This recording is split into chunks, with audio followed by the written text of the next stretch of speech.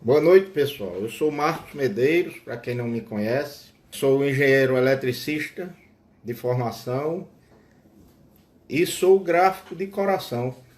Estamos representando a JM Gráfica, que atua no mercado baiano já há 26 anos.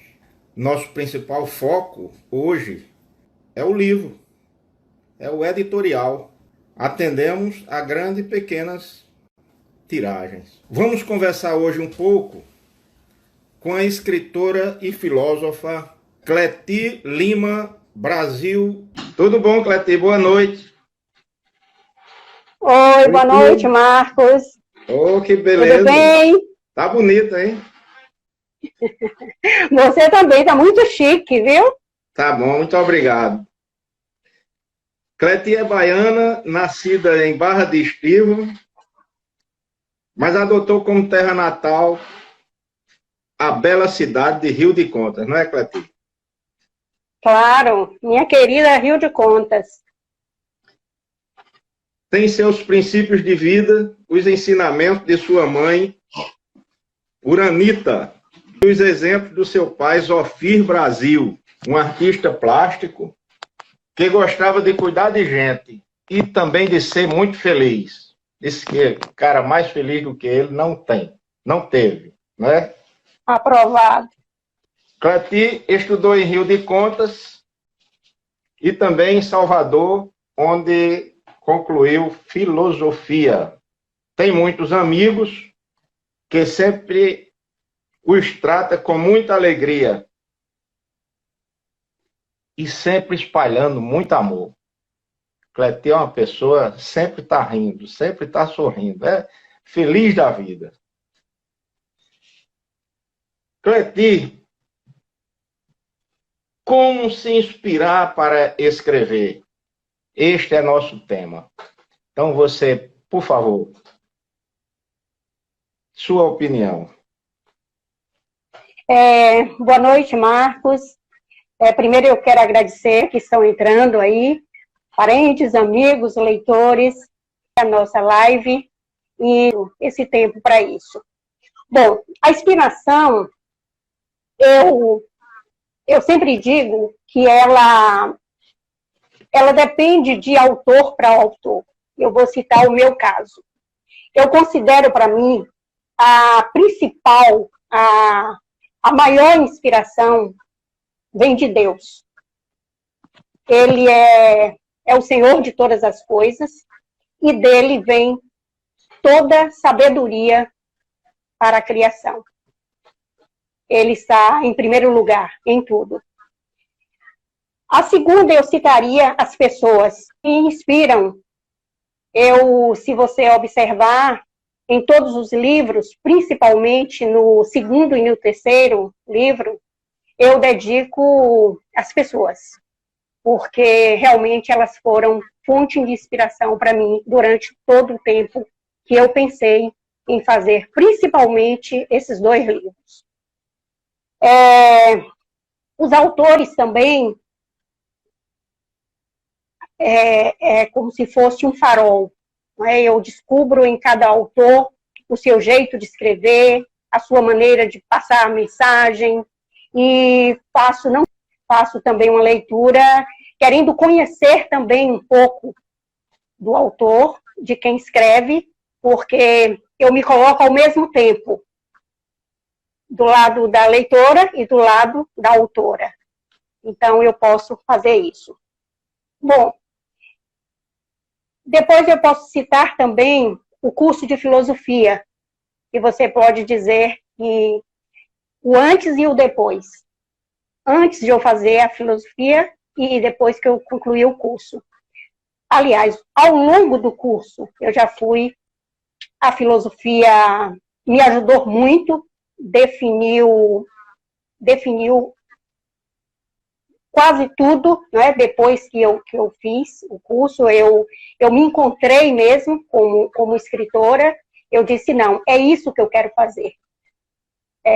Fazer essas reflexões, escrever, e dizem, né, que todo filósofo tem a pretensão de transformar o mundo. Outro item que eu acho importante, principalmente para quem quer começar a escrever, e isso também eu quero dirigir aqui às escritoras e escritores fazer alguma coisa, o poder da observação. Isso também é uma fonte de inspiração para mim. A informação é uma das etapas do método. Inicialmente, ele consiste em perceber, ver e não interpretar. Porque a interpretação é um processo que vem depois. Depende do que você olha, depende da forma que você enxerga, e aí você vai fazer realmente a sua dedução. Não é somente observar. Eu faço muito isso no meu cotidiano, conhecendo as pessoas, lidando com elas, e à noite quase que eu faço uma retrospectiva.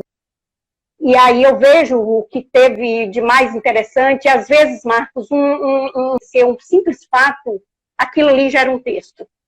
Então, eu acho interessante isso. Então, Cleti, eu acho que, só atrapalhando um pouquinho, escrever não é direcionar para o nascimento de um livro. Escrever é transmitir alguma coisa no papel, concorda? Então, Concordo plenamente com você. Não precisa escrever para gerar um livro. Perfeitamente. O livro vem depois de tudo isso. Ele vai juntando as palavras, vai falar a uma mensagem que depois que você vai pensar o que é que aquilo vai ser, que tipo de livro, né? Se é um romance, se é de contos. Eu gosto muito de crônicas. Quando a inspiração chega, eu consigo, né, escrever com uma facilidade muito grande. Então, eu diria que quem quiser um dia escrever um livro, comece a escrever sem nenhuma pretensão de o fazer. De transformar em livro, A orientação é essa. Pelo simples prazer, né, Marcos, de escrever. Pelo simples prazer de escrever. Tem que ler, para escrever também. Ler, muito, muito, muito. Sobretudo, ler. Meu pai sempre dizia, você precisa ler, porque se você ler, ele foi um autodidata, mas ele dava uma importância enorme, né, à educação. Ele dizia que era o passaporte para a gente ganhar o mundo. Não estava errado.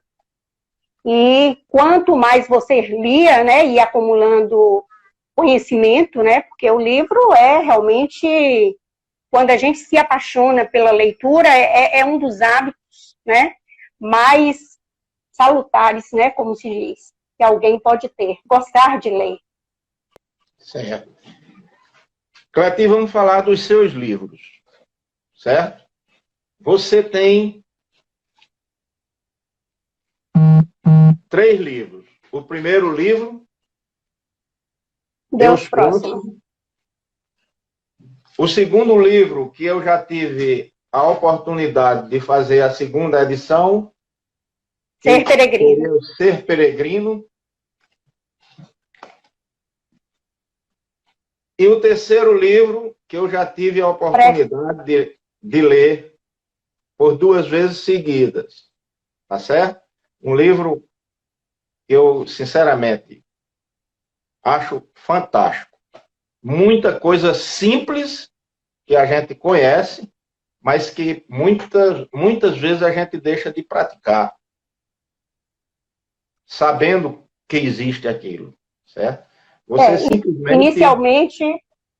Você escreve... Inicialmente eu disse isso. Principalmente esse livro, eu posso dizer que ele tem uma clareza muito, muito legal de se ler, certo? Muito bom, tá? E você também está terminando aí, pronto para ir para a forma, um 4º livro, certo? Me fale Fabuloso Zofim. Me fale sobre esse livro. Esse livro é sobre a vida de meu pai. Ele era um artista plástico também, né, como sua segunda terra natal. E lá foi onde ele realmente floresceu, em termos de arte, de se envolver com cinema, jovens, tinha as peças teatrais, ele mesmo escrevia e ele mesmo produzia.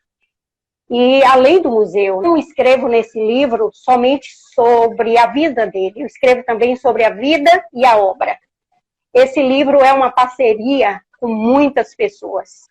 Primeiro, minhas irmãs, Marusa, e eu digo que eu seria incapaz de escrever sozinha, porque papai tinha uma vida muito rica, né, de coisas, misturava o homem e o artista, e era completamente impossível eu me lembrar de todas as coisas. Então, elas foram, ao longo do tempo, me ajudando, e o livro ficou pronto.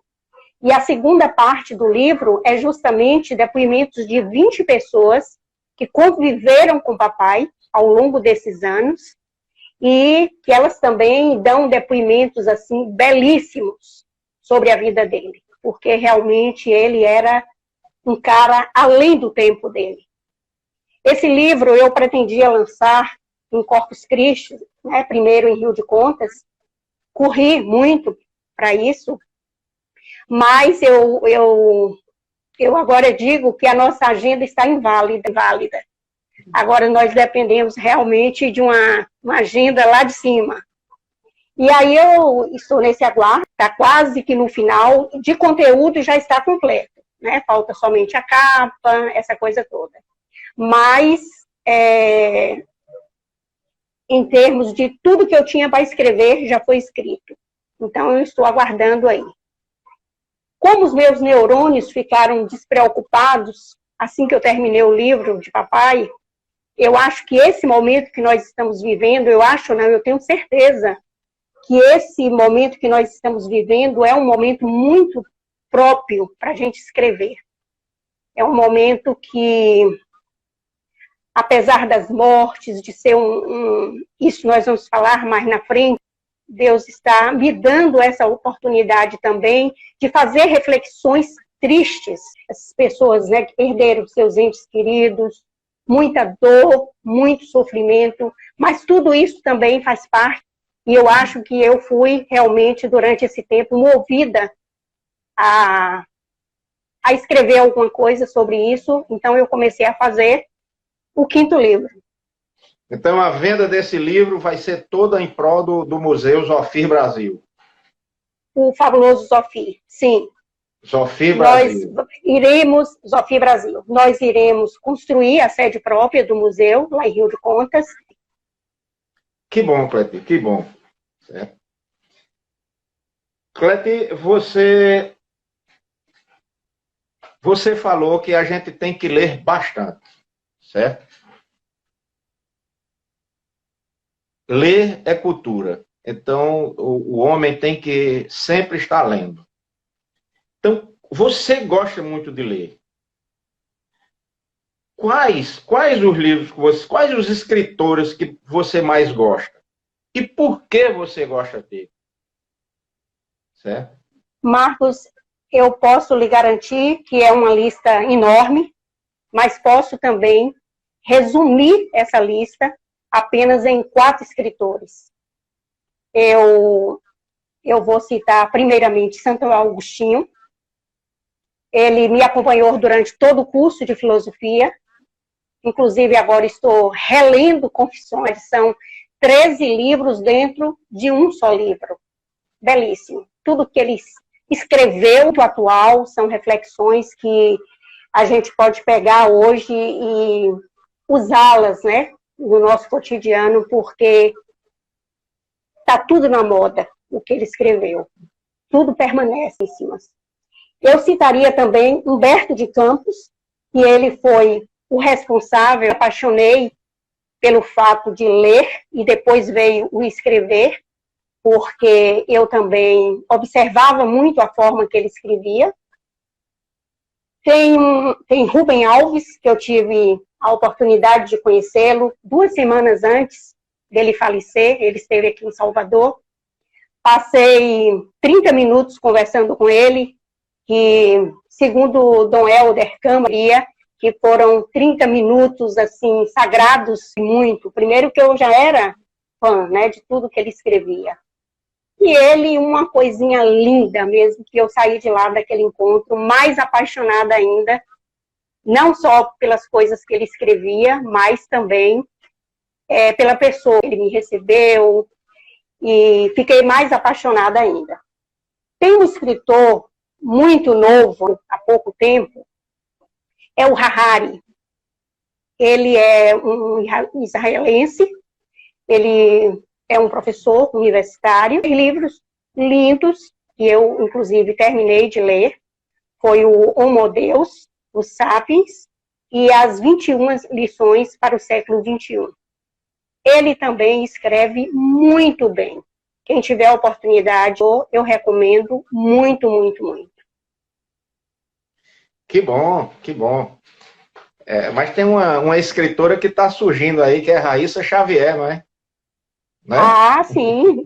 Sim, depois eu vou falar um pouquinho sobre ela, mais no final. Mas eu estou pensando aqui, eu acho que uma pessoa como você não vai ficar parada, né? Eu acho que você não vai parar no quarto livro. Será, hein? Será que não tem alguma coisa aí por baixo do pano que você não contou até agora, hein? Como é? Alguma coisa já nascendo. Eu vou escrevendo um pouquinho de cada vez. E, de repente, vai virando livro. Porque o livro, como eu te disse no início, você não escreve com aquele propósito, eu vou fazer esse livro, a não ser quando você faz uma obra biográfica, tudo isso é diferente. Quando você escreve da forma que eu escrevo realmente obedecendo a minha inspiração. Que bom, viu? E você podia adiantar alguma coisa sobre esse quinto livro? Para nós? Ou você quer fazer uma surpresa para o público? Eu prefiro deixar aí no forno ainda, viu? Não matar a sua curiosidade ainda. Que bom, Cletir. Esse seu livro, eu adoro o seu livro, que é uma fonte de inspiração para você. Você poderia até falar um pouco sobre inspiração, certo? Certo? E por que você escreveu inspiração? Eu vou ler um pouquinho desse seu livro aqui, A Inspiração. Deixa eu ver que página é. Página 71. A Inspiração. Não sei se brinco ou falo sério com ela. Eis a minha grande questão. Rebelde, sem horários, dona de si, nunca me obedece. Chega sem me avisar, nunca sei da sua direção e quanto tempo ficará comigo. Nunca pede licença aos meus pensamentos. Vai entrando como se fosse a dona absoluta dos meus neurônios. Chega, invade minha mente e cobra de mim total atenção. Nunca se importa com o que eu esteja fazendo. O que ela quer mesmo é sua atenção. Às vezes, chego a pensar e procuro logo dizer: não tinha outra hora para aparecer, não? A minha inspiração, na verdade, é uma criança mimada e malcriada. Com a sua chegada, não consigo me concentrar em mais nada e rendo-me aos seus desejos e exclamo: diga-me o que quer, que eu escrevo, pois já parei tudo o que estava fazendo só para prestar-lhe atenção. Já providenciei o que você gosta: papel, lápis, caneta ou até delineador de olhos. Tem horas que não disponho de nenhum destes itens acima e já escrevi até com batom, sem me esquecer nem um minuto de que ela, com a mesma rapidez que chega, vai embora. E, com tanta exigência, impontualidade e tantas vontades, o que recebo em troca? É inexplicável a alegria de compartilhar ideias. Por tudo isso, eu a perdoo. Tudo que escuto e escrevo é dela que recebo. Por isso, fiz um acordo com ela. Anotarei tudo, mas só ficarei contente com o que anotei se passar pelo crivo do meu coração. O que escrevo? Acho que apenas junto letrinhas. Parece que a cada dia a gente escreve um tanto. Nem que seja um tanto só, um tantinho só. Um dia, por encanto, quando menos esperamos, o livro fica pronto. Pronto. Ah, que ironia e que engano. Esqueci que falta tanto. Não quero pensar no quanto. Até o dia de publicá-lo, acho que ainda escrevi mais um tanto. Não sei o que ainda falta escrever. Só sei que obedeço a um impulso interior e escrevo sem calcular o quanto. Só sei que era o tanto que cabia naquele canto. Escrevo o quê? Um dia, com algumas letrinhas, teria que aparecer naquele instante. Não sei se já terminei. Que lindo, né? Como você comentaria isso para nós? Isso aqui é um ensinamento, certo? Eu quase que dialogo, porque por ela ser, quase que ela se materializa, rebelde, onde eu não tenho controle nenhum sobre ela. Então, eu encontrei uma forma realmente de dizer, você não tem horário para chegar, às vezes eu estou dirigindo e penso uma ideia boa para escrever, e eu posso lhe garantir isso. Se eu não parar e anotar, eu não vou mais, é como se dissesse, eu cheguei agora e você anota, porque eu vou embora com a mesma rapidez que eu cheguei. Então, é assim que eu lido. Clétia, eu costumo dizer, muitos escritores vão fazer seu livro, e eu pergunto, você já terminou de escrever seu livro? Já terminei. Você pode passar o arquivo do livro para mim? Aí diz, não, só falta alguma coisinha que eu acabei de pensar que eu deveria mudar. Certo? Então, o livro não está pronto. Eu já sei que aquilo ali volta para casa e ele vai passar uns 10, 15, 20 dias aí acrescentando ou retirando ou tendo outras ideias para colocar no livro. Um livro nunca fica pronto até o editor imprimir. Certo? O autor, o escritor não termina o livro. Ele termina a parte. Você concorda comigo? Concordo, isso faz parte de escrever. A gente nunca está satisfeito. O texto foi finalizado. Eu aprendi isso com você, um dia conversando com você, quando você me disse, o escritor termina o livro no dia que ele determina para o livro ficar pronto. Ele tem que estabelecer uma data e dizer, o livro vai ficar pronto tal data. Porque realmente é muito tentador. Você lê um texto, Marcos, e quem escreve sabe disso, e sabe realmente disso que eu estou falando. Você escreve, e aí você sente que aquela forma que você passou, né, aquela mensagem, claro que precisava ser melhorada. Então, essa angústia de você melhorar cada vez mais o texto, né, você aprimorar mais a forma, né, de redigir, para que aquilo fique mais claro, é bem difícil realmente isso. Eu acho que toda pessoa que escreve passa justamente por essa angústia. O texto nunca fica pronto. Eu tenho um grande colega que ele tem essa opinião. É o Benjamin, ele é presidente da Academia de Cultura da Bahia. Né? Ele sempre fala isso. Marcos, a gente não consegue terminar. Tome lá o livro e imprima, senão a gente continua a escrever. Certo? Eu não sei. E outra coisa terrível também é a correção.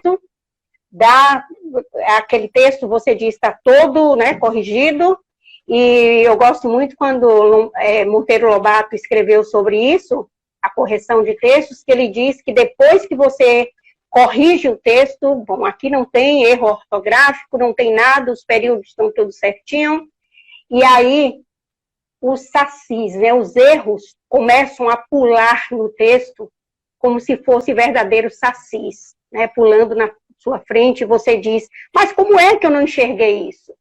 E essa aí é a razão da gente ver, às vezes, não foi displicência do corretor, de quem fez a correção, é porque realmente parece que a gente se acostuma com o texto e passa por cima realmente do erro. É por isso que é sempre bom, é um processo muito demorado, e eu não sei se ela está assistindo, né? Quero mandar um abraço aqui para ela, para a Railda, que é, assim, a minha mestra, a minha primeira leitora crítica, não é? Porque corrigir livro com ela é realmente, assim, uma delícia. Você se sente bem para ela, por que é que você escreveu isso.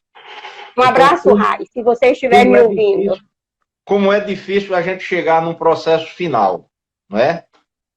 É. A gente tem que ter, primeiro, a inspiração, depois, escrever a inspiração, depois, compilar os dados inspirados e escritos, né?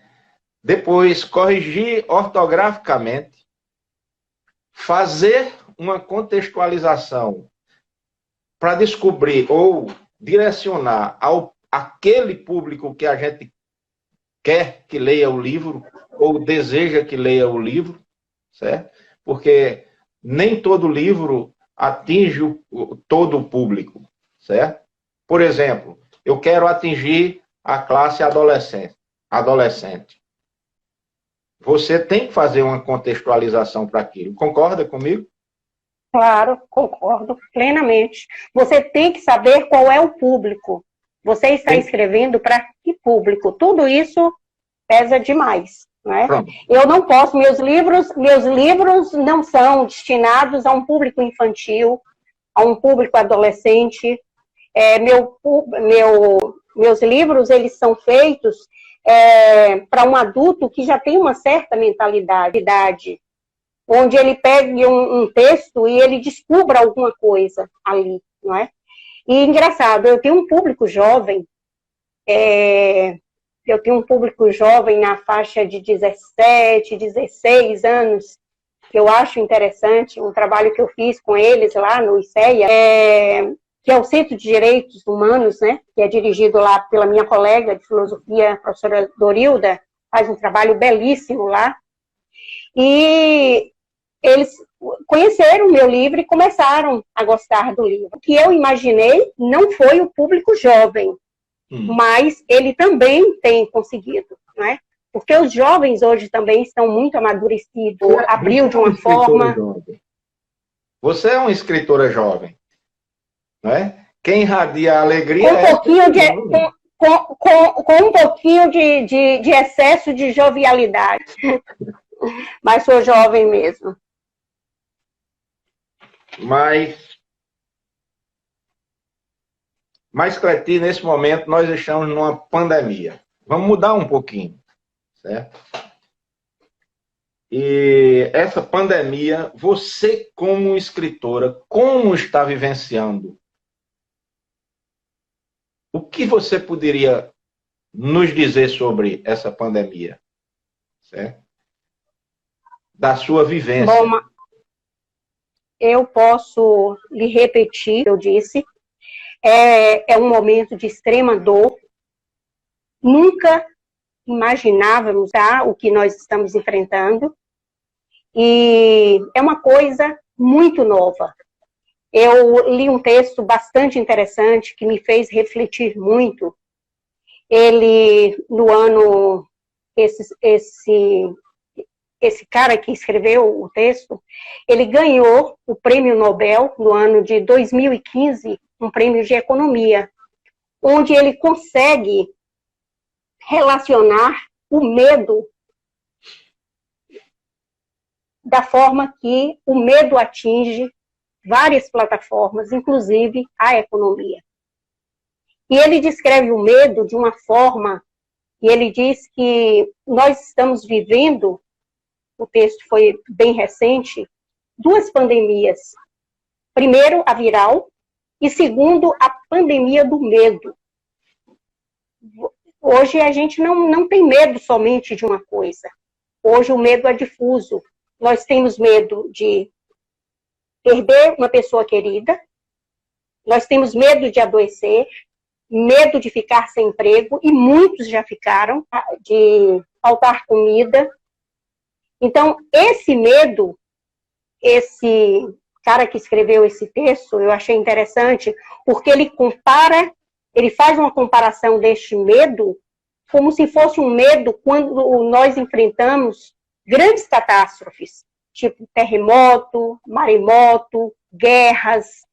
Então, ele diz que esse medo que nós estamos sentindo não é um medo de mentira, é um medo realmente de verdade.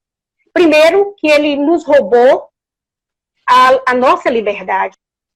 Não podemos mais sair com segurança, pelo menos por enquanto. E, para você ter uma ideia, isso tem afetado as pessoas de várias formas diferentes. Eu digo que é um momento que, acima de tudo, nós temos que cuidar da nossa saúde mental. Acima de tudo. Porque temos que cuidar do corpo, mas fazer, né, exercícios físicos, que o corpo não foi feito, né, para ficar parado. Mas eu acho que é um momento também de você descobrir dentro de você o que você gosta de fazer. Para você conseguir atravessar esse período, porque não é fácil. Eu converso com muitas pessoas, né, através de zap, de mensagens, de e-mail, e ouço depoimentos também de muitas pessoas que estão completamente perdidas, sem saber o que fazer. Não estão saindo para trabalhar, muitas pessoas estão trabalhando, né, no home office, em casa, mas também o trabalhar em casa é uma coisa também muito nova para a gente, e muitos não estão sabendo como lidar com isso, filhos, né? Estão também com uma carga muito grande, viraram professoras de seus filhos, né? Os pais, o pai também teve que assumir esse papel. As tarefas domésticas não estão vindo justamente por causa dos riscos que correm. Então, é uma série de coisas que alterou a nossa vida, e isso, com certeza, produz em nós coisas, além desse medo extremo, requer que nós tenhamos, né, um equilíbrio muito grande para a gente administrar todas essas coisas. Eu gosto de falar sempre assim: descubra nesse momento o que você gosta de fazer, o que lhe dá prazer. Você quer costurar, você quer lavar roupa, você quer passar, você quer cozinhar, você quer ler, você quer escrever. Descubra. É um momento também para um autoconhecimento, para você descobrir o que é que você quer fazer. Eu acho que é a melhor forma que tem de você lidar com esse momento. Tem uma história, e essa história é real, nós estamos usando máscara, e revisitar coisas antigas, eu digo sempre que o desenvolvimento tecnológico, né, ele vai, mas também faz a gente fazer esse movimento de volta. Eu acredito que o público que está nos assistindo, e com certeza conheceu o telégrafo. O telégrafo usava o código Morse nas navegações, nas guerras. E depois, em cidades pequenas, por exemplo, Rio de Contas, nós tínhamos um telégrafo que era a única forma de comunicação que existia, era a carta que chegava, e o telégrafo, através do Morse, né, era o telegrama, e acontecia que depois é que veio o telegrama fonado, essa coisa toda, e nós não estamos falando de coisas que a gente não conhece. A gente está falando realmente de coisas que a gente vivenciou. E o que eu acho interessante, tem um cara, ele foi, inclusive eu soube que essa semana ele faleceu com 85 anos, ele participou da guerra do Vietnã, um americano. E ele ficou preso durante 8 anos em cativeiro. E depois de 8 anos, deram a ele a oportunidade de chegar na frente de uma câmara para dizer, né, para os americanos que ele estava bem, que ele recebia comida, ele estava sendo bem tratado, ele recebia roupas limpas, ele recebia remédios quando precisava, mas ele usou o código Morse e fez o sinal com os olhos, porque o código Morse, né, é justamente os tracinhos com os pontos. Ele ia piscando os olhos, dizia o que mandaram ele dizer, mas ele sinalizava com os olhos a palavra tortura. Então, nós estamos usando máscaras agora, e talvez o vírus tenha trazido para nós também essa oportunidade de nos olharmos mais, né, uns nos olhos dos outros. E a gente está reaprendendo e aprendendo também coisas novas. Porque a máscara, quando você coloca a máscara, você só tem os olhos, em termos de expressão. Então, talvez isso também seja um aprendizado que a gente vai, com o tempo, né, saber entender melhor o que o outro está falando através do olhar. Ok. Muito bom. Muito bom. Cleti, você já disse tudo sobre pandemia. Me parece que nenhuma pergunta sobre pandemia. Você fez um resumo que eu fiquei impressionado. Então, eu resolvi voltar para o livro. Mas eu não quero voltar para o livro aqui no Brasil. Eu quero voltar para seu livro lá na Inglaterra, lá em Londres. Que história foi essa? Conta aí para nós. Londres foi uma experiência muito boa de vivenciar através de Marta, que ela é a inventora, né, desse projeto de literatura e língua portuguesa, onde visa pegar escritores de vários países e reunir em 2 ou 3 dias, para que lá eles possam realmente mostrar o que está sendo escrito, e é uma forma de divulgar a nossa língua. E isso aconteceu lá na Embaixada de Londres, e foi uma experiência fora de série. Porque, primeiro, você tem a oportunidade, é uma luta, né, para você divulgar o seu livro, o seu trabalho. Um livro não é uma coisa fácil. Você sabe disso, você como editor. Mas, sobretudo, o que escreve, a responsabilidade do que você escreve, a forma que você expõe, né? E lá nós tivemos a oportunidade de conhecer, né, vários escritores, os que estão começando, os veteranos. Então, foi uma troca muito boa, uma experiência muito boa. Esse projeto acontece todos os anos. Esse ano, se a agenda for favorável, será no mês de novembro, na cidade do Porto, com o apoio da Universidade do Porto. E é mais uma oportunidade de levar coisas mais novas, e eu pretendo levar o livro de meu pai para lá. E é uma forma também de apresentá-lo, né, ao mundo depois de lançar aqui. Eu fico mais orgulhoso ainda, certo? Porque você imprime, você edita o livro na JM Gráfica. Tá? Muito obrigado. Que é uma senhora gráfica. Cleti, nós estamos chegando bem pertinho do final, certo? Eu vou pedir a você para alguns textos que você tenha que ler alguns textos que tenha lhe marcado, certo? E você nunca esqueceu. Existe isso? Claro que existe.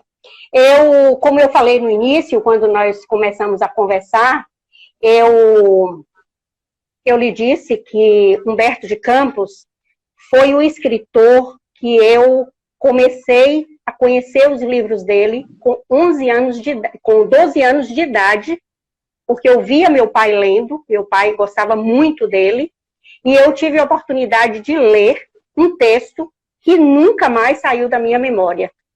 Esse texto eu sempre gostei, primeiro pela vida que ele teve uma vida muito difícil, foi um escritor paranaense, que ele era muito pobre. Esse texto, e aí ele se transforma em um jornalista e foi morar no Rio de Janeiro.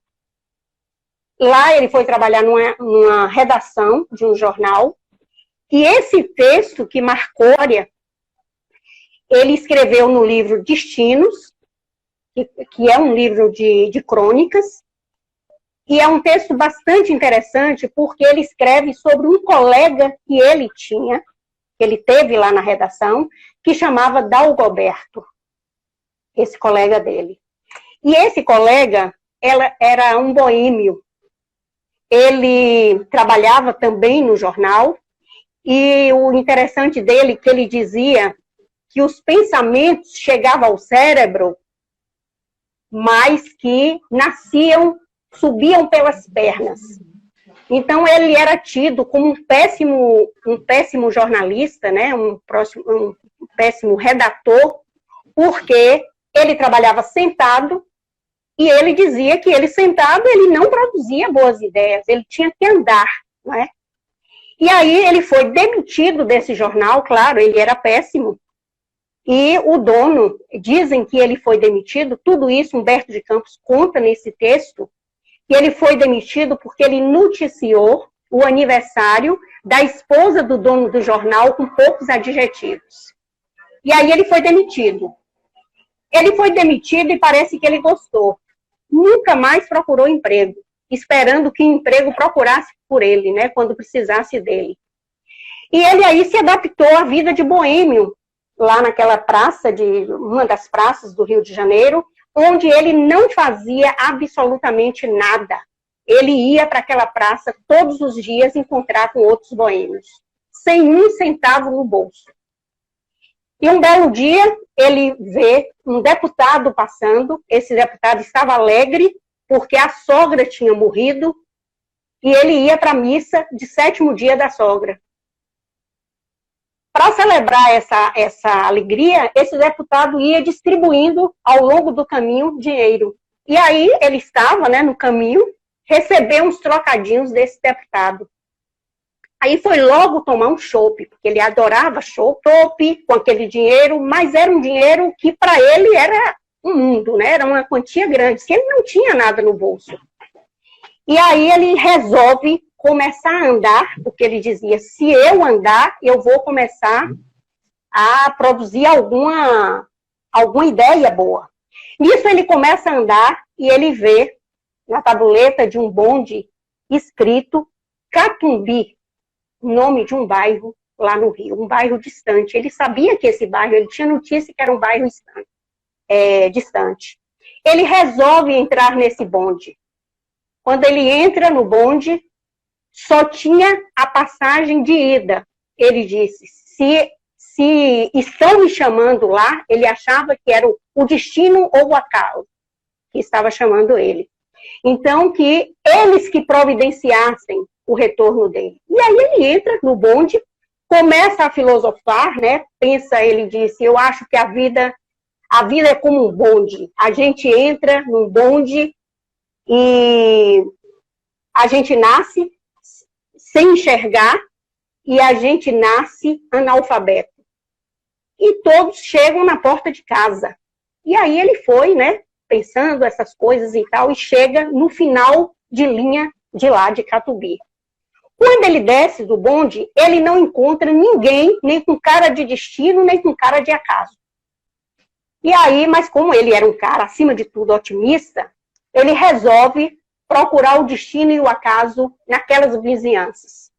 Nesse instante, ele começa a ouvir vozes rezadeiras. E, junto com essas vozes de mulheres rezando, ele também percebe uma mulher, lamentos de uma mulher, como se tivesse perdido uma pessoa muito querida. E ele vai sendo guiado às vozes, e ele chega nessa casa e encontra a porta aberta. E ele entra. Tudo isso, o texto de Humberto de Campos. Ele entra nessa casa, um corredor muito longo, ele se depara com uma sala muito grande, sem nenhum móvel, apenas duas cadeiras, e uma tábua imitando uma porta, e um morto em cima, todo de paletó preto, e um lenço cobrindo o rosto do morto. E aí ele se aproxima, né, cheio de respeito, tira o chapéu, coloca aqui em reverência e tal, e a viúva, toda de preto, se aproxima e diz: eu sei, seu Costa, eu sei que o senhor é o melhor amigo do meu Dagoberto, eu sei que o senhor viria, eu sei que o senhor é o amigo dele de lá da repartição. O boêmio vira e diz: eu vou deixar que ela pense realmente que eu sou o Costa. E aí, nesse momento, Humberto de Campos diz que o único risco que ele corria naquele momento seria que o verdadeiro Costa chegasse ali, né? Mas que ele ficou tranquilo, porque ele sabia que o morto era funcionário público, pobre, e que, com certeza, não iria ninguém lá, né, da repartição pública para o enterro dele. E aí a viúva chega junto dele e diz: olha, eu tenho aqui apenas um trocadinho, é só o dinheiro que eu tenho. Eu gostaria que o senhor providenciasse o enterro dele. Nessa hora, Humberto de Campos diz que ele estava morrendo de vontade de chegar lá, suspender o lenço para ver, né, o lenço branco, para ver a cara do defunto. Mas ele mesmo disse a ele: não é o momento ainda. E aí ele pega esse trocadinho que a viúva deu e diz: a senhora não se preocupe, que eu vou cuidar tudo do funeral. Bom, e aí ele sai de lá, pega um táxi, volta para a praça que ele ficava sempre como boêmio, que era uma praça que ele conhecia, e ele se lembrou que lá tinha uma funerária e uma casa de jogo do bicho, uma lotérica. O que é que ele faz? Ele entra primeiro e joga no jogo do bicho, no grupo do macaco. Joga na centena, joga na dezena e sai dali. Para fazer o quê? Com o resto do trocado, ele vai tomar um chopp. Aí ele senta, despreocupado. Pega um jornal, começa a ler, até esperando de sair o resultado do jogo do bicho. 1h30, mais ou menos, ele retorna na loteria. Ele já encontra um funcionário que vendeu o jogo para ele, já gritando: deu macaco, o senhor tirou muito dinheiro, o senhor tirou muito dinheiro. E Humberto de Campos descreve que ele fez aquela cara como se ele já fosse acostumado a ganhar no macaco todos os dias. Acostumado a lidar com muito dinheiro. Ele não deixou que o funcionário percebesse. Aí ele entra, conta o dinheiro e sai. Aí ele vai para a funerária, encomenda um enterro de primeira classe, com flores, uma corbelha de flores em nome da mulher, em nome do pessoal da repartição, em nome dele, e aí dá o papelzinho, esse tudo, e vai tomar outro chopp. Ele era viciado em bebida. Quando ele retorna para Cambuí, ele pega também um táxi, que aí ele já estava com dinheiro. Quando ele retorna, que ele chega, já estava a maior festa na casa da viúva, porque ela tinha resolvido o problema dela, já tinha colocado o caixão bonito com as flores e tudo. Você tem mais minuto. Correndo. E ela corria e dizia, né, para ele: olha, para todo mundo. Resultado, ele toma coragem dessa alegria, vai lá, suspende o lenço e diz: Dagoberto, quase que tu vais para uma vala comum. A tua sorte foi ter dado o macaco. Realmente uma forma mágica de escrever, né, as coisas. Mas só temos 1 minuto, ou menos. Cleide, estamos chegando ao fim, certo? Eu gostaria que você rapidamente falasse sobre onde conseguir o seu livro, certo? e depois fizesse uma mensagem final, certo? Tem que ser rápido. Olha, meu livro atualmente eu vendo pelo meu e-mail, vendi através das palestras, né, que eu faço, dos locais, e não falamos em quase nada, né, Marcos? Sobre o trânsito, não falamos nada, eu acho que só outra live. E aí, resultado, eu vou vender futuramente um futuro muito próximo, no site aí da JM Gráfica. E queria deixar a mensagem o seguinte, nunca perder a fé nem a esperança. Vamos prosseguir. E a cada dia a gente se perguntar, como eu quero estar quando tudo isso passar? Cuidando da nossa saúde mental. Tudo isso vai passar, mas é preciso que a gente não perca a fé, para a gente chegar realmente bem até lá. Obrigada por todas as pessoas que estão aí, pela JM Gráfica. Obrigado. Eu recomendo muito mesmo a gráfica, gosto muito do profissionalismo de vocês. E comprem também, através da gráfica, o livro de Raíssa, que é uma poetisa. E Rodrigo também, né, que é filho de Marcos, que trabalha lá. Rosilda também, que trabalha na JM Gráfica. E Milena também, né, que está lá na Austrália, mas tem muita ligação com a gráfica. E dizer que é realmente uma gráfica que vale a pena você ir fazer o seu livro lá. E você foi fantástica, certo? Muito obrigado. Obrigado a todos vocês que curtiram essa cultura presencial, essa pessoa fantástica, certo? E a live... Eu que agradeço a todos eles. Eu agradeço a todos.